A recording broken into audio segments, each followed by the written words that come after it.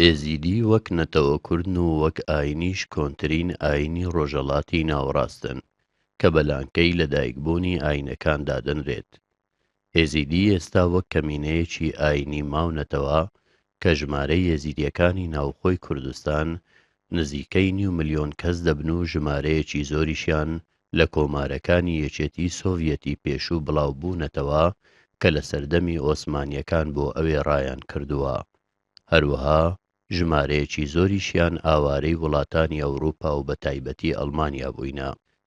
ئێزیدیەکان درێژکراوەی ئاینی میتراین کە لە سەردەمی سۆمەریەکان سەری هەڵداوە، پەرستگای لالش کە دەکەوێتە نێوان سێ چیا پیرۆزترین شوێنی باوەڕدارانی ئێزیدیە لە هەموو دنیا کە دەکەوێتە ناوسنووری هەرێمی کوردستانی عێراق 53 کیلۆمەتر لە شاری دهۆک دوورە و 10 کیلۆمەتریش لە شارۆچکەی شێخان. لالش لە باوەڕی یێزیدیاندا هەوێنی دروستبوونی گەردوون و ژیانە وەک لە تێکستی پیرۆزیاندا هاتووە، بەوەش بۆ کۆنترین میتۆلۆژیا دەگەڕێینەوە دەربارەی دروستبوون.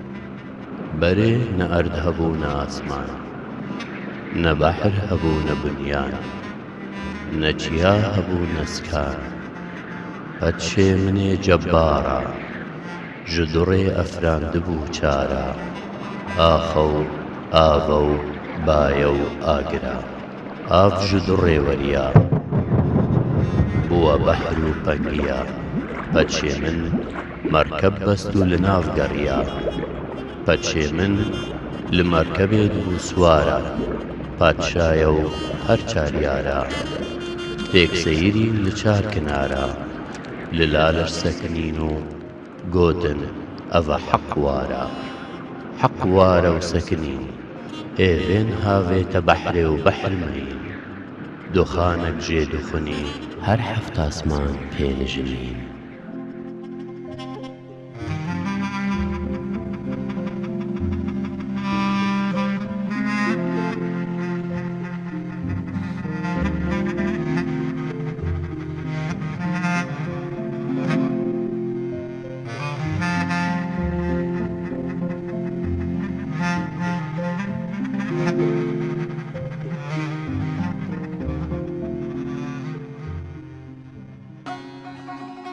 لە باوەڕی یێزیدیاندا خوا بە 6 شەو ڕۆژ گەردوونی دروست کرد و ڕۆژی هەفتەم پشوویدا. بۆیەشە ئێزیدیەکان هەموو ساڵێک لەو شەوەدا کە پێی دەڵێن شەوبەرات ئەو یادە دەکەنەوە و پیاوانی ئاینی ئێزیدی دێنە لالش. پیاوانی ئاینی ئێزیدی کە پێیان دەگوترێت جڤاتی ڕۆحانی و میری ئێزیدیان سەرپەرشتیان دەکات لە دوو بەش پێک دێن. بەشی یەکەمیان پێیان دەگوترێت جۆقێ میری و بەشی دووەمیشیان پێیان دەگوترێت جۆقێ بابەشێخ کە هەر یەکەیان لە 7 کەس پێک دێت و هەموویان دەبێت سمێڵ و ڕدێنیان بهێڵنەوە، هەرگیز کورتیان نەکەنەوە، چونکە سمێڵ و ڕدێن نیشانە و دیاری تاوسێ مەلەکە و لە کاتی دروستکردنی جەستەی ئادەم گەورە و مامۆستای فریشتەکان تاوسێ مەلەک پێی بەخشیوە. پیاوانی ئاینی لەوێ بەخواپەرستی و سازکردنی ڕێوڕەسمی تایبەت بەو شەوە تا بەرەبەیانی ڕۆژی دواتر دەمێننەوە. لە ئێوارەی ئەو شەوەدا خواردنی پیرۆزی ئێزیدیان سمات لە گەنم و ئاوی پیرۆزی کانیاسپی و گۆشتی قوربانیە کە بەخێر بۆ لالش هێنراوە دروست دەکرێت. پاشان یەکەم جار بەسەر پیاوانی ئاینی و دواتریش هەموو میوانانی لالش دابەش دەکرێت بە ئومێدی ئەوەی خێر و پیرۆزی شێخ ئادی بکەوێتە هەموو ماڵێک.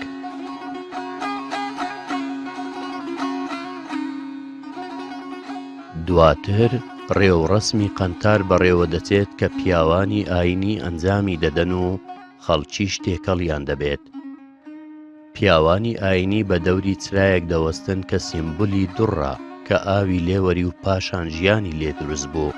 بەدیار چراکە هەندێک قەولی ئاینی بەڵام بە بێدەنجی و لە بن لێوان دەخوێن و پاشان دەبنە دوو بەش و لە یەک دوور دەکەونەوە و پاشان بەشەکەی دیکە بەڕاکردن و بە دوای ئاگر بەرەو کانیاسپی دەچن و لەوێ لەگەڵ گروپەکەی دیکە یەک دەگرنەوە و لەوێ بە دەنجی دەف و شەباب گۆڤەن دەجێڕن.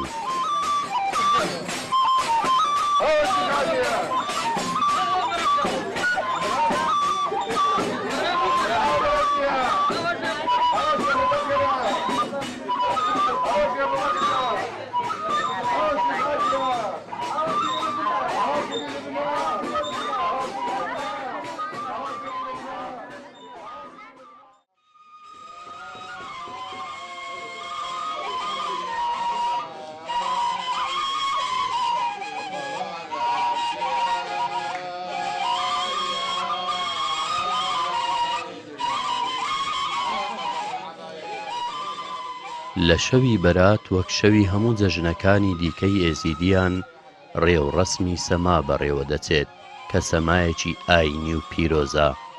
سەما لە باوەڕی ئێزیدیان بە ئاسمانەوە گرێدراوە.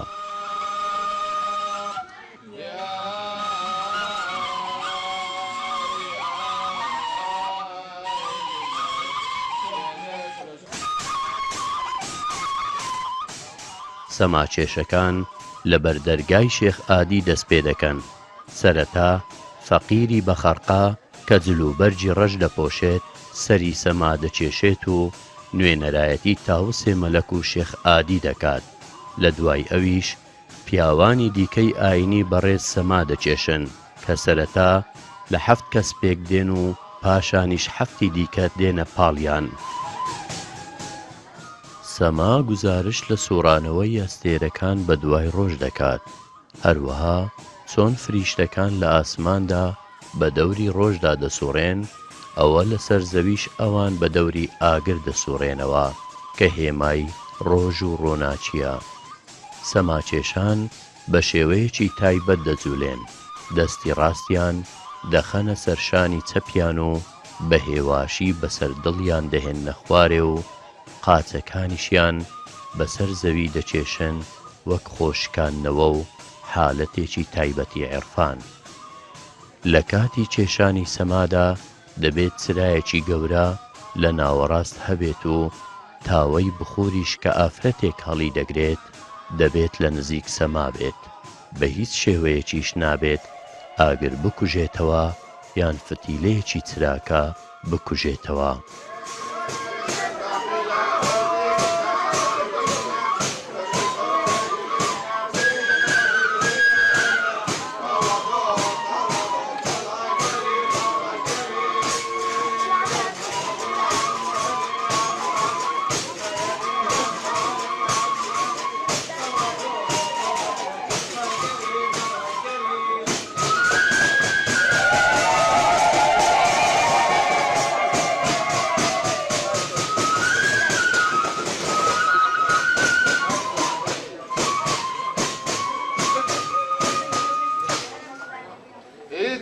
ميفاني شيخ علي جو قدر شيخ علي ميري شيخ البلويقة في حاصل بكات ايش قولي الشيخ مندي بحران وراس معنا ميرا ايمن وامن كيمي الشيخ علي يعني تماما ولا الشباب يا شغل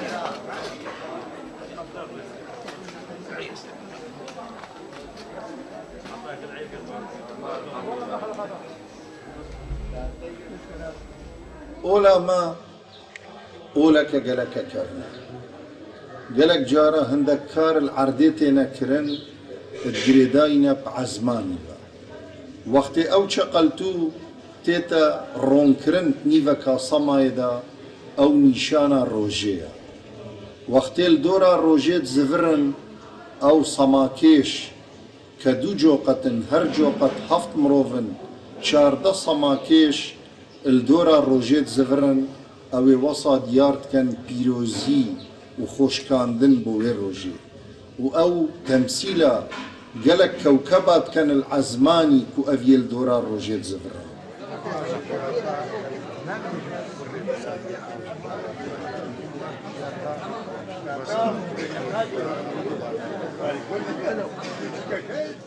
راسي أول مرة جنوب الرشد قرد أو إنسان كيف خرقها خرقة جي إنسان كي لبس إنسان تصوف براسي يعني بتلقى كي بدستي تشيكريا خرقة مرة متصوف برخوت كان مرة زيادة درويش مرة زيادة تارك الدنيا بن أو بخرقين برخوت كان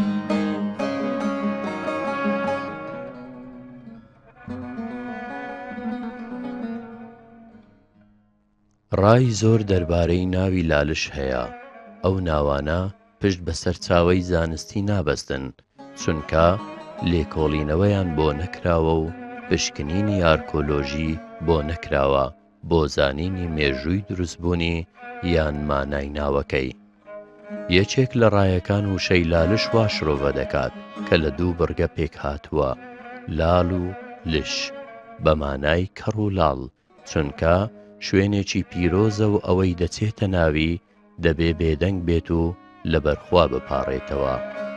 ڕایەکی دیکە دەڵێ بەڕگەی یەکەمی لا بە مانای نزیک و بەڕگەی دووەمی لەش بە مانای جەستە و لەش دێت، واتە لە لای لەش یان لە نزیک لەش. ڕایەکی دیکە ناوی لالش بۆ لاکشی سۆمەری دەجێڕنەوە کە بە مانای ڕۆناچی و ژیان دێت. ناوێکی دیکە کە دەوروبەری پەرستگای لالشی گرتووە ناوی مەرگەیە کە بۆ پەیوی میهری میترایی دەگەڕێتەوە کە بە مانای ڕۆژ دێت و پاشگری کەش بە مانای وار یان وڵات دێت کە دەگاتە وڵاتی ڕۆژ. بەڵام بە گوێرەی تێکستی پیرۆزی یەزیدیان ناوی لالش بە مانای هەوێنی زەوی و گەردوون دێت کە دەڵێت پشتی 40 ساڵی بە هەژمارە، عەربی بە خۆڕا نەکرد حەشارە، هەتا لالش بناودا دەهاتە، لالشک و دەهاتە لە عەربی شین دەبوو نەباتە، پێدزەینی چ قاسکنیاتە. على مدينة فيروز راس عثمان بالنور زين وبرغان أبا ناخذ حيفان زيدة وحيفين وبلا هردوز زندت بكا كلا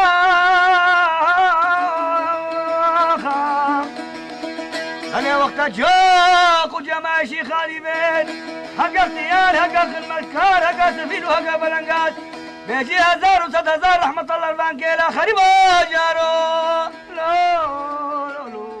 لالش وەک پەرستگا هەروەها و چیایەنەی دەورەیان داوە لای باوەڕدارانی یەزیدی پیرۆزن و بۆیەشە هەمویان بە پێخواسی بەسەر خاکەکەی دەڕۆن و پێ لەسەر کۆسپەی دەرگاکانی دانانێن. ئەوەش وەک ڕێزکردن و پیرۆزڕاگرتن تەماشای دەکەن، چونکە لالش جگەلەوەی هەموو خاکەکەی پیرۆزە، ئەوە چەندین جێگای پیرۆزی تری تێدایە لە مەزارگەی خاس و پیاوچاکانی یەزیدی و هەروەها چەند شکەفت و کانیاوێکی پیرۆز.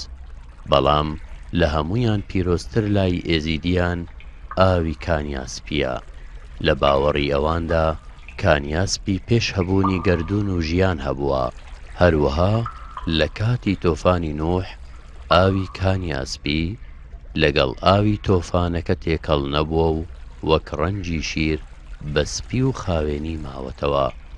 بۆیەشە ئێزیدی هەموو ساڵێک هەوێنی ماست و نانیان لە ئاوی کانیاسپی دەبەن. هەروەها هەر ئێزیدیەک کە لەدایک دەبێت و یەکەم جار سەردانی لالش دەکات پێویستە بە ئاوی کانیاسپی مۆر بکرێت، ئەگەر نا ئێزیدیایەتی تەواو نابێت.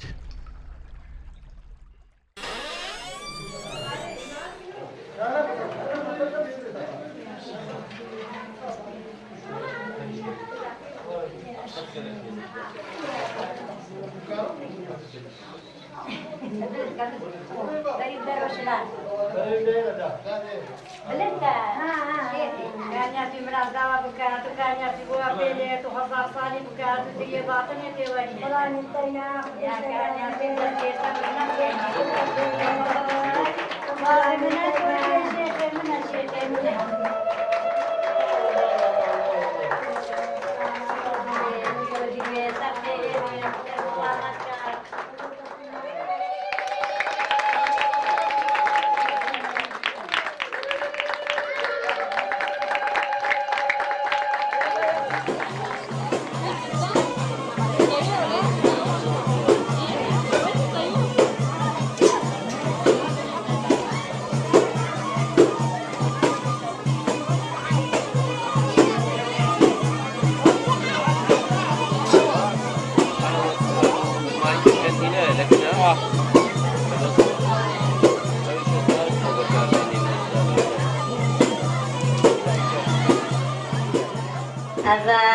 کانیاسپیا هێبێنێ هەردوو عەزمانەش هەردوو عەزمان نەبوو کانیاسپیا کوڕێمێن ئەبا جێکی پیرۆزە و ئەبا ئابەکە پیرۆزە و منداڵێ خۆ هەشت ڕۆژێ بەرێ و هەڵتایادی لازمە بینە هێرا ئەم مۆرکە ئەم دێ بەنە جۆرێ دەبێژنە منێ وەرە مۆرکە دێ دەستێ خۆدانێ مەسەر سەرێوی دێ مۆرکان بێژم دەستێ کانیاسی و مەلک شێخ سلمە ئەب منداڵە مۆرکە ئەم دێ مۆرکان وەک دێبان و دێ چ بلێت تا سەر ڕا هەڵاغێژێن دێ بێژ ماوان کوڕێمێن ئەبە جێکی پیرۆزە و ئەبە کانیاسپیا و هەچیە نێتە هێرا منداڵێ خۆ نەکات ئەلە لازمە هەموو مۆرکان بێ مۆرکردن چێ نابێت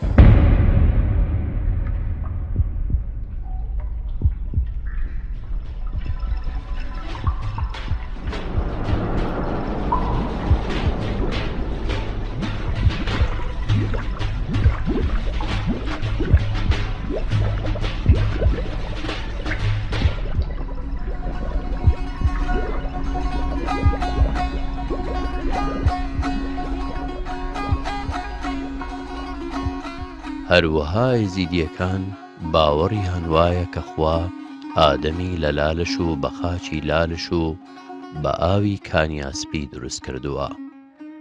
ئێستاش بەردێک لە بەردەم کانیاسپی بە ناوی بەردی ئادەم هەیە کە دەڵێن پاشماوەی ئەو قوڕەیە ماوەتەوە کە خوا ئادەمی لێ دروست کردووە. بۆیە هەر ئێزیدیەک کە سەردانی لالش دەکات پێویستە زیارەتی ئەو بەردە بکات. کاتێک جەستەی ئادەم دروستکرا ڕوح نەچوە بەر ئەو جەستەیە. بە گوێرەی باوەڕی ئێزیدیان گوتی تا دەف و شەبابم بۆ لێ نەدەن و فریشتەکانیش ئەو ئاوازەیان بۆ ژەنی و ئادەم گیانی وەبەرهات.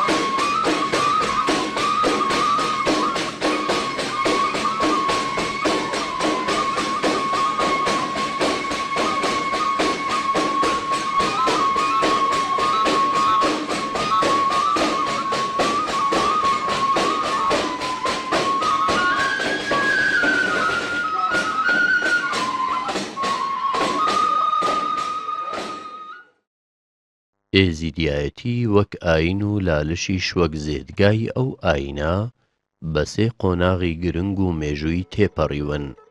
قۆناغی یەکەم کە بۆ سەردەمی میترایی و سەرەتای وە دیارکەوتنی ئەو ئاینە دەگەڕێتەوە لە میزۆپۆتامیای جاران و کوردستانی ئێستا کە قۆناغی ڕێزگرتن بوو لە دیاردە سروشتیەکان وەک ڕۆژ و مانگ و ئەستێرە و باران و مردن و خاک و ئاو و با و ئاگر.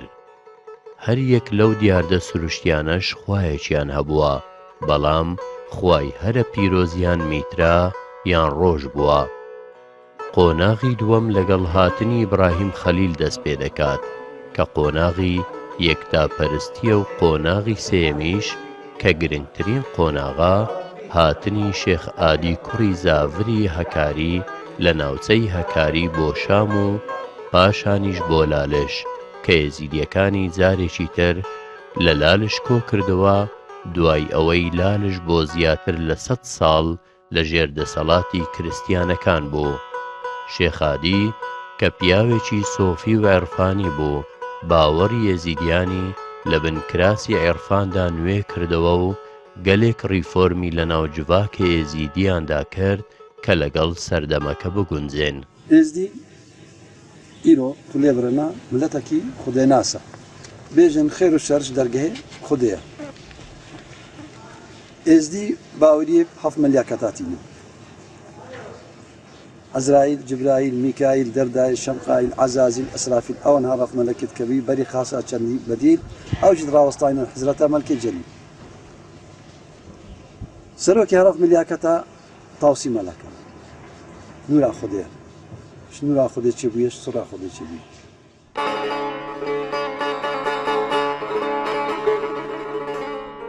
لە باوەڕی ێزیدیان شێخ ئادی بەردەوام لە نێو ئەواندا بووە و هەر جارە و لە شێوەیەک هاتووە، بۆیە مەلەکێ تاووس و سوڵتان ئێزی و شێخ ئادی یەکن و هەر یەکە و لە قۆناغێکدا بۆ ڕابەریکردنی ئێزیدیان هاتووە، چونکە ئێزیدیەکان باوەڕیان بە مردنی ڕۆح نییە و لای ئەوان تەنیا جەستە دەمرێ، چۆن لە خاک دروستکراوە ئەوهاش بۆ زەوی دەگەڕێتەوە، بەڵام ڕۆح کە نووری خوددا و سڕی تاوسێ مەلەکە نامرێ، بڕوایان بە دۆنایدۆنی ڕۆحەکان هەیە و پێی دەڵێن کراسگۆڕین، واتە جەستە کراسە و ڕۆحیش لە کراسێکەوە دەچێتە بەر کراسێکی دیکە. ئێزدی باوەریە کراسگۆڕینەتینە ئانکو ڕۆحا ڕەحمانی نابتفانی ji ber vî bedenî çi te ber bedenekî dêrgor kar û emelekî. شێخ ئادی کوڕی زافری هەکاری یان وەک دواتر ناوەکەی بۆتە کوڕی مسافری هەکاری لە گوندی ئەرن لە ناوچەی هەکاری باکووری کوردستان لەدایک بووە و بەهۆی زوڵم و زۆری و چەوساننەوەی ئاینی لەگەڵ ماڵباتەکەی بۆ شام ڕایان کردووە و لە گوندی بەیتولفار لە بەعلەبەک نیشتەجێ بووە، پاشانیش ڕووی لە لالش کردووە و بۆتە ڕابەر و ڕێنیشاندەری ئێزیدیان.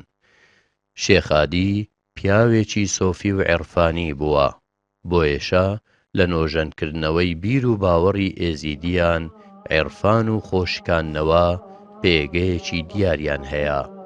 شێخ ئادی خاوەن کەرامەت و شکستیەکی چلەگر بووە، واتە هەر ساڵە و لە چلەی هاوین و چلەی زستان هەر جارە و چل ڕۆژ لەگەڵ چل یاوەری خۆی بەڕۆژوو بووە و لە شکەفتێک کە دەکەوێتە ژێرزەمینی لالش بۆ ماوەی ئەو چل ڕۆژە بەخۆی و یارەکانی ماوەتەوە.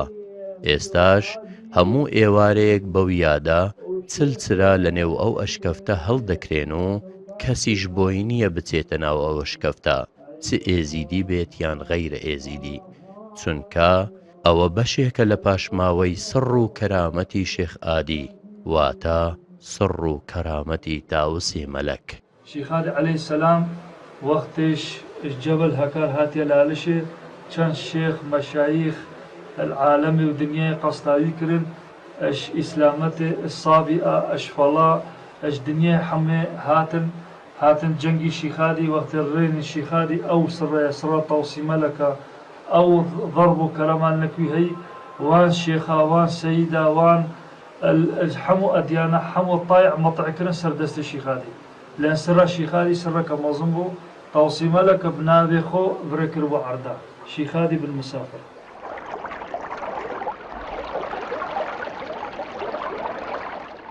شێخ ئادی کە سڕی تاوسێ مەلەکە و تاوسێ مەلەکیش نوورا خودەیە خاوەنی کەرامەت بووە. کانی زمزم یەکێک لە کەرامەتەکانی شێخ ئادیە. بەر لە هاتنی شێخ ئادی ئەو کانیە لە لالش نەبووە، شێخ ئادی گۆچانەکەی لە شاخی ناو ئەشکەفتەکە دەدات و فەرمانی پێدەکات کە بزێ.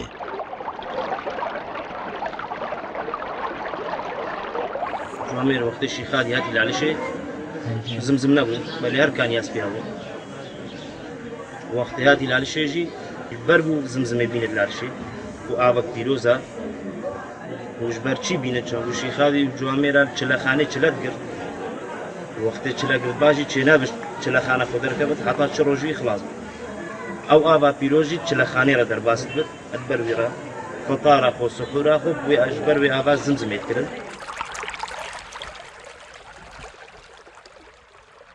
کانیا زمزم کە دەکەوێتە ناو ئەشکەفتێک ئاوێکی سازگار و جوانە. بۆ بەجێگەیاندنی ڕێوڕەسمی حەج ئێزیدیەکان سەردانی دەکەن و جگە لە ئێزیدی کەسێکی دیکە بۆی نییە بچێتە ئەو شوێنە.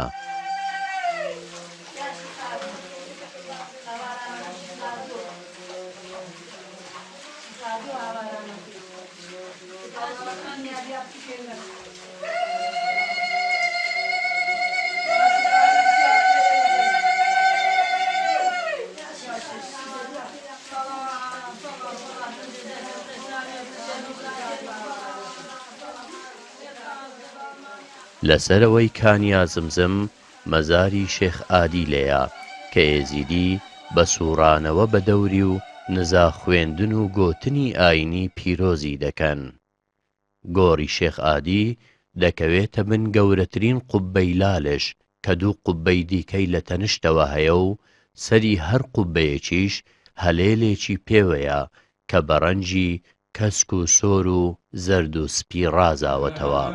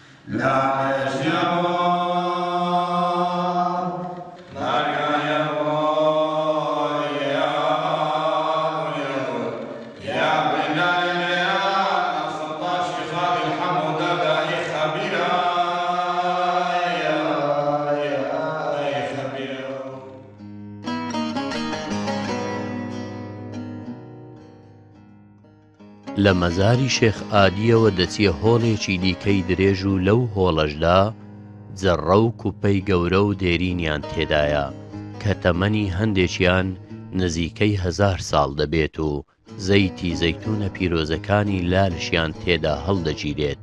ئەو زەیتەش بۆ هەڵکردنی چرا لە هەموو ئێوارەیەک لە لالش بەکاردەهێنرێت.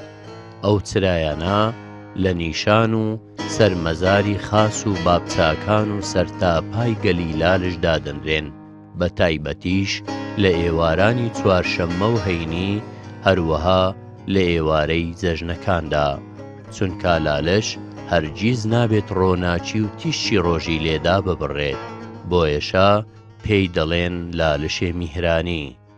پیرۆزی ئاگر لای ئێزیدیان بە تایبەتی و میلەتی کورد بەگشتی بۆ سەردەمی میترایی دەگەڕێتەوە کە خوداوەندی ڕۆژ مەزنترین و پیرۆزترین خوایان بووە، بۆیەشە زۆر جار پێیان گوتراوە ڕۆژ پەرست و ئاگر پەرست.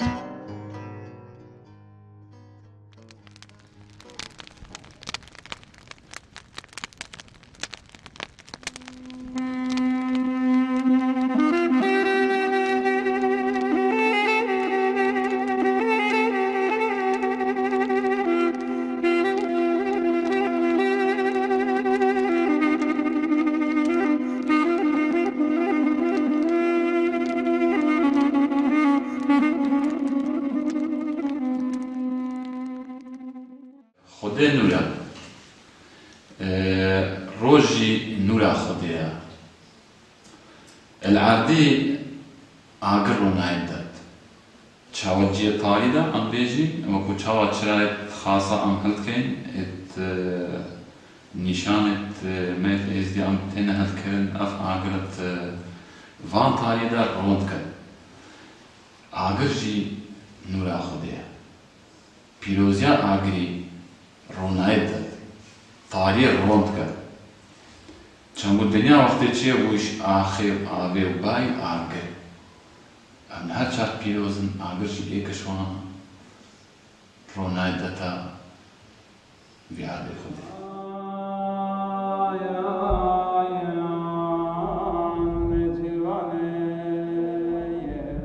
ڕۆژ لە لای ئێزیدیان ئەوەندە پیرۆزە کە نوێژ و دوعاکانیان پێوەگرێدراوە. لەگەڵ ڕۆژ هەڵاتدا ئێزیدیەکان نوێژ دەکەن و بەیتا ڕۆژ هەڵاتێ دەخوێنن، لەگەڵ ڕۆژ ئاواشدا ڕوو لە ڕۆژ دەکەنەوە و بەیتا ڕۆژ ئاوابوونێ دەخوێنن. بەر لە نووسنیش ڕوویان لە لالش دەکەن و دوعا دەخوێنن، واتە ڕۆژ ڕووگەی ئێزیدیانە چۆن لالش و کانیاسپیش ڕووگەی ئەوانن.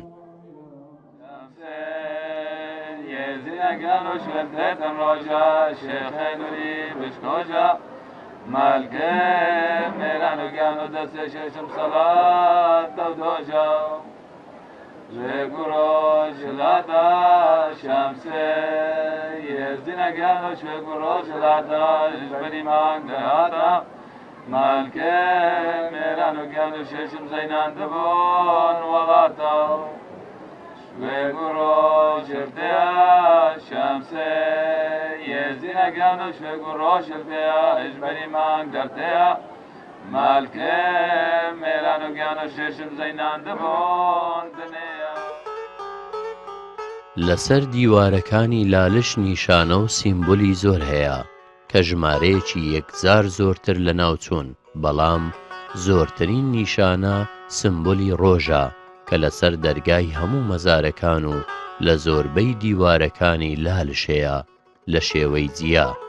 هەروەها ژمارەیەکی دیکەی زۆر هێما و سمبول لەسەر دیوارەکانی لالشدا ماون کە هەریەکە و سمبولی خوداوەندێک یان قۆناغێکی مێژوویە. لالش وەک پەرستگا و دیرۆک گەلێک قۆناغ و شارستانیەتی لەخۆ گرتووە.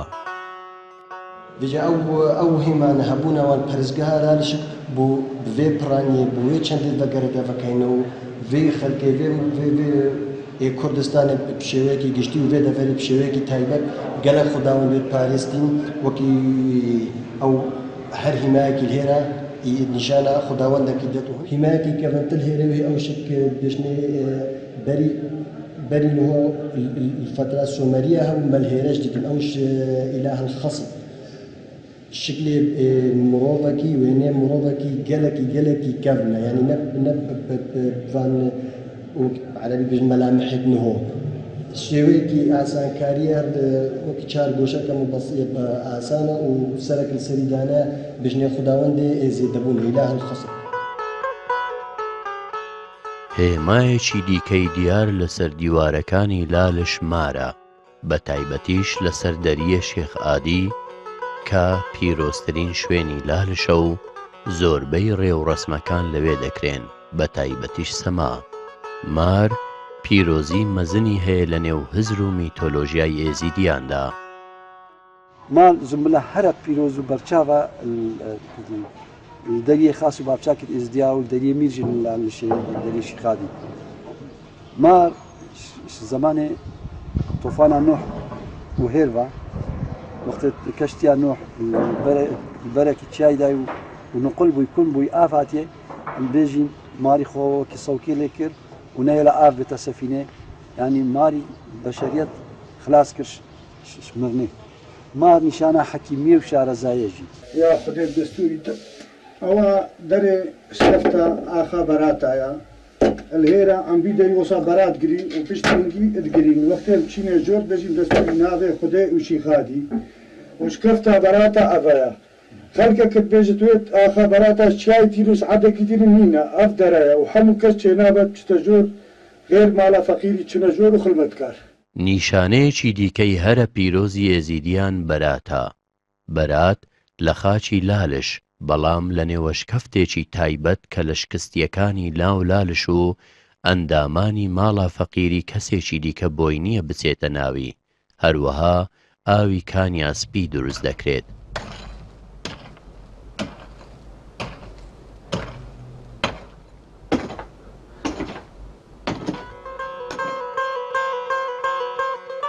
کاتی خۆی دەبوایە شکستیەکانیان کچ و کوڕی زگورتی دروستیان کردبا، بەڵام ئێستا بەهۆی زۆربوونی میێوانانی لالش و کەمبوونی ژمارەی شکستیان ئەوە ماڵە فەقیری ئەو ئەرکە بەجێدەگەێنن. ماڵە فەقیری تاکە ماڵەکە لە ناو لالشدا دەژیان بۆ ئەوەی خزمەتی میێوانانی لالش و شێخ ئادی بکەن، هەروەها لە سەردەریە شێخ ئادیدا بنیشن و بەرات بدەنە ئەو کەسانەی سەردانی لالش دەکەن. هەر ئێزیدیەک کە بۆ سەفەر بچێت پێویستە بەرات هەڵگرێت کە وەک کەلایەکی بچووکە.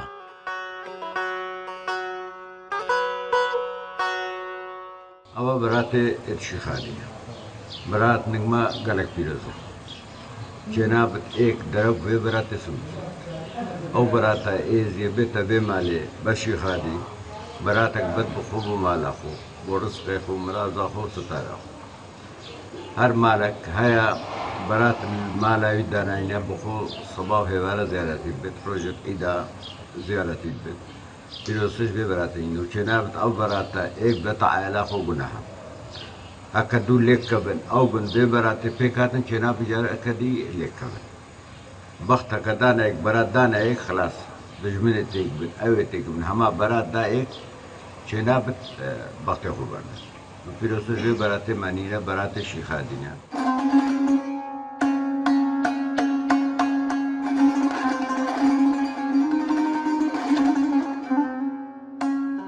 لە ناو لالشدا جگا لە ماڵە فەقیری شکستیەکانی لالش لەوێ دەژین شکستیەکان کە خۆیان لە خۆشی و لەزەتی دنیا حرام کردووە بە ئومێدی ئەوەی لە ئاخیرەت ڕەزامەندی خوا و تاوسێ مەلەک و شێخ ئادی وەدەستبێنن شکستیەکان خزمەتکاری لالشن و سەرپەرشتی بەڕێوەچوونی ئیش و کاری ناوپەرستگا لە ئەستۆی ئەوانە هەروەها دابینکردنی پێداویستی خزمەتکارانی دیکەی لالش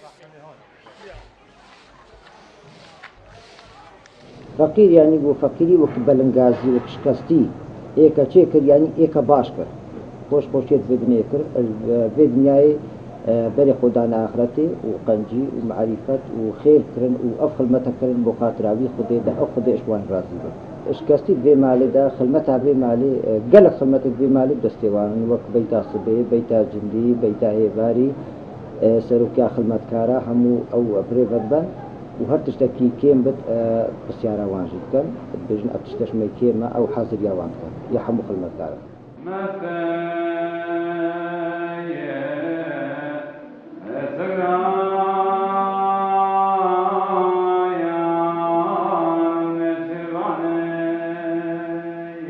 بەچاویش کە پلەیەکی ئاینیە و شکستیەک وەری دەگرێت لە هەموو ڕێوڕەسمەکانی ئاینی بەشدار دەبێت دایکابانیش ڕۆڵێکی مەزنی هەیە لە نێو ڕێوڕەسمە ئاینیەکانی لالش و هەڵگرتنی تاوەی بخور لە کاتی سەمادارچیەوە بەڵام دایکە شیرین کە دایکابانیە و نزیکەی 56 ساڵە شکستیە و لە لالش دەژیە و خزمەت دەکات ئێستا بەهۆی پیریەوە ناتوانێت ئەرکەکانی بەباشی جێبەجێ بکات و بۆیە بەکارێک کە بتوانێت خزمەتی لالش دەکات شکستیەکانی لالش چۆن لە ژیانیاندا لە ناو لالش دەژین ئەوە لە دوای مردنیشیاندا لە نێو لالشدا دەنێژرێن و لە هەموو بۆنە و زەژنەکاندا ڕێزیان دەگیرێت چونکە شکستی چ لە ژیان و چ لە دوای نەمانیان ڕێز و پایی بەرزیان هەیە لە ناو باوەڕی یێزیدیاندا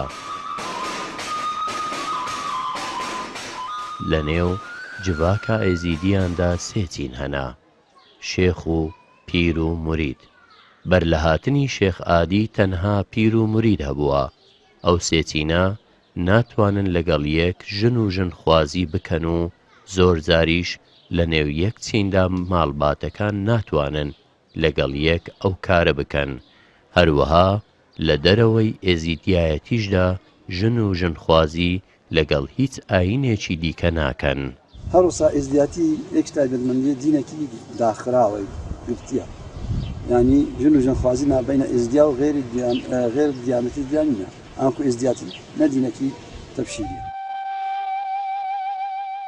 بەڵام بە گوێرەی سەرچاوە دیرۆشیەکان ئێزیدیایەتی تەنانەت دوای هاتنی شێخ ئادیش ژن و ژنخوازی لە نێوچینەکانیاندا هەبووە و ئاینێکی مژدەهێنیش بووە واتە خەڵک توانی و یەتی ببێتە ئێزیدی کتێبێ دیرۆکی داهاتیە و هەندێک عشیرە کریستیان و بووینە ئێزدیە چیاشم یاری هەندێک عشیرەتی دیسا بووینە ئێزدیە لێش ئەنجامی فرمانی دژوار و دیرۆکەکە تراجیدیە ئێزدیە فرمان دو فرمانی بسەرەوان هات گەڵێک جارە خەریک بوو کتێک شوان نەمینێت بژار کوڤی بوون دوورە پارێز بوون نەویان نەکەس بێتە نافان نەکەس نافان دەرکرد هیچ نافانش دەرکرد نەتحەوان نەوە جارەکەدی بۆ خۆ پاراستنی بە درێژایی مێژوو 72 فرمانیان هەڵمەتی لە ناوبردن لە دژی ئێزیدیان ئەنجام دراون لە سەردەمی زەردەشتیەکانەوە تا هەڵوەشانەوەی ئیمپراتۆریەتی ئۆسمانلی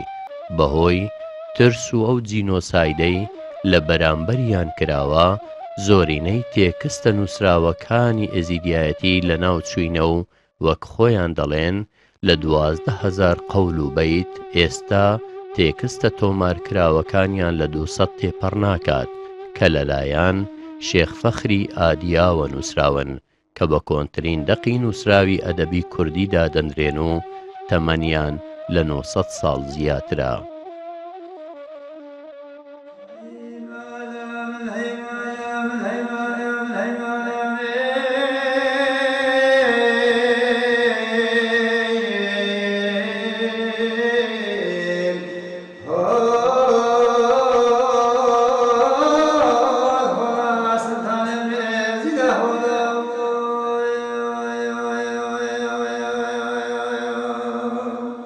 ئێزیدیایەتی چونکە زیاتر ئایینێکی عەقڵانی و گرێدرای سروشتە و پێغەمبەر و کتێبێکی ئاسمانیان نییە بەهۆی هەبوونی فشاری ترس و کوشتن لەسەریان بە درێژایی مێژوویەکی دوور ئەوە دەقە ئایینیەکانیان سینە بە سینە پاراستووە و لە نەوەیەکەوە بۆ نەوەیەکی دیکە گواستراوەتەوە.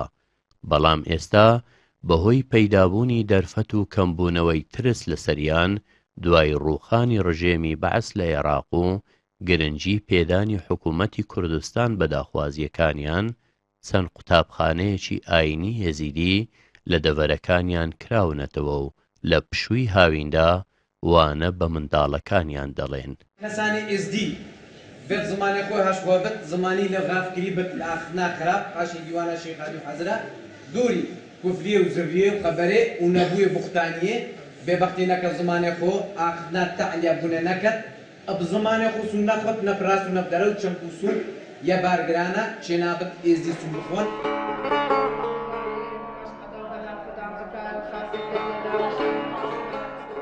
لەگەڵ ئەوەی ئێزیدیایەتی ئایینێکی داخراوە و جڤاکێکی سەربەخۆ داخراویشی بەهۆی هۆکارە ناخۆشە مێژوویەکان بەسەریان سەپێنراوە لەگەڵ ئەوەش ئافرەت ئامادەیی هەیە لە نێو ئەو باوەڕەدا لە نێو خاس و چاکەکانی ئێزیدی چەندینیان ئافرەتن و دەسەڵاتی ئاینی و دنیاییان بەدەست بووە وەک خاتوونە فەقرا و ستیا ئێس کە دایکی شێخ ئادیە و ئێستا شوێنەکەی لە نێو لالش ماوە کە نزیکی چلەخانەی شێخ ئادیە و لەبەر دەرگای ئەودا بەرات دەدرێتە میێوانانی لالش. هەروەها دوای ئەوانی ژنی دیکە لە دیرۆکی ئێزیدیان پەیدا بووینە کە ئێزیدیەکان ئێستا شانازیان پێوە دەکەن.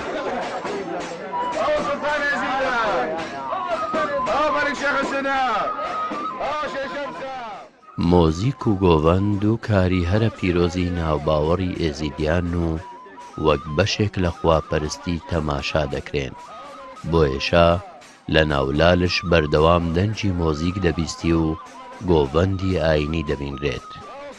پیرۆزترین ئامێری مۆزیک لە لای ئێزیدیان دەف و شەبابە کە بەڕای ئەوان دەف و شەباب دەستکردی فریشتەکان و کە بەهۆی دەنجی دەف و شەباب ڕۆح وەبەر ئادەم هاتووە چونکە ڕۆح گوتوویەتی تا دەنجی دەف و شەباب نەبیستم جێگام لە نێوجەستەی ئادەم نابێتەوە.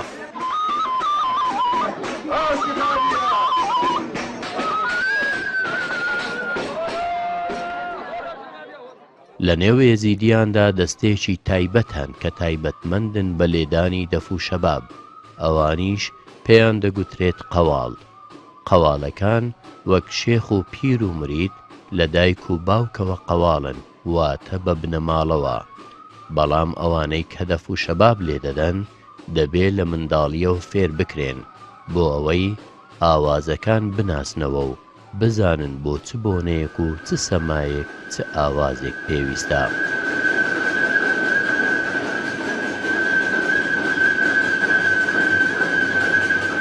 ما هەندە ئاوازێک تایبەتێک هەینە مدبێژینێ سەما ئەو ئاوازنا هەفت سەمایەت هەین هەموو بدەب و شباب تێنە گێڕان سەمایە قانونی سەمایە شەرفەدین سەمایە زازا هەرێکی ئاوازەکە تایبەتە هەی بکورتی عمرێ ڤان ئاوازە نەکێمترش 1000 ساڵی.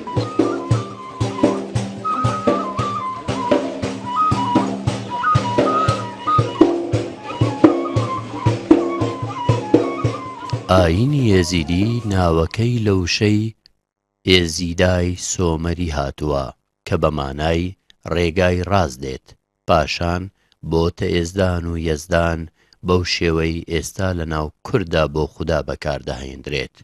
ئێزیدیایەتی ئایینێکە کە 100% بە زمانی کوردیە و بۆیە ئەو زمانە لە لای ئێزیدیەکان پیرۆزە و بڕوایان وایە کە ئادەم بە زمانی کوردی قسەی کردووە، هەروەها خوش بەو زمانە قسەی لەگەڵ کردووە. بڕواشیان وایە کە لە بەهەشتیش هەر بەو زمانە قسە دەکرێت، چونکە بە گوێرەی میتۆلۆژیای ئێزیدیان ئادەم لە لالەش دروست کراوە و پاشانیش کە لە بەهەشت و بە فەرمانی تاوسێ مەلەک دەرچووە بۆ ئەوەی زەوی ئاوەدان بکاتەوە، لە لالش لەگەڵ حەوا بەیەکگەیشتوونە. بۆیە ساڵانە ئێزیدیەکان لە ناو خۆی کوردستان و دەرەوەش سەردانی ئەو پەرستگایە دەکەن بۆ ئەوەی پیرۆزی شێخ ئادی و تاوسێ مەلەک و ڕەزامەندی خوای گەورەوە دەستبێنن. هەروەها پەرستگای لالش لە لای ئێزیدیان سمبل و هێزی مانەوەیە. ئەگەر ئێزیدیا لالش نەبە و ئەو ڕێ و ڕسمی لالشی تێدەکردن، چی نوژانکردنا هێوێنێ نان و ماستەوان، چی مۆرکردنا زارۆکردوان، چی کێشانە سەمایە، چی بەر و پەری سوارکردن، سوارکردنا بەرێ شبایکێ، سوارکردنا پەریە، ئەفرێ و ڕسمی لالشی تێنەکەن هەگەر نەبانە ئەگەر ئێزدیاتی ئێزدیا چی هەبوو؟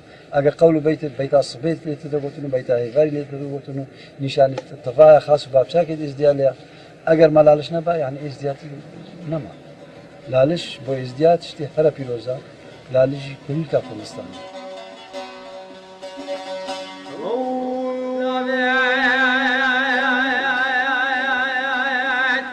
لا